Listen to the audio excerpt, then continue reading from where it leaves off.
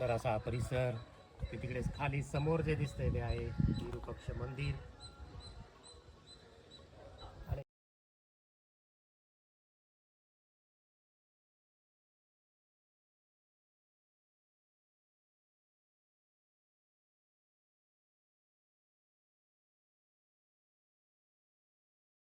भूमिगत शिवमंदिर जे 14व्या शतकात बनवलं गेलं आहे असे उल्लेख इथे आढळतात.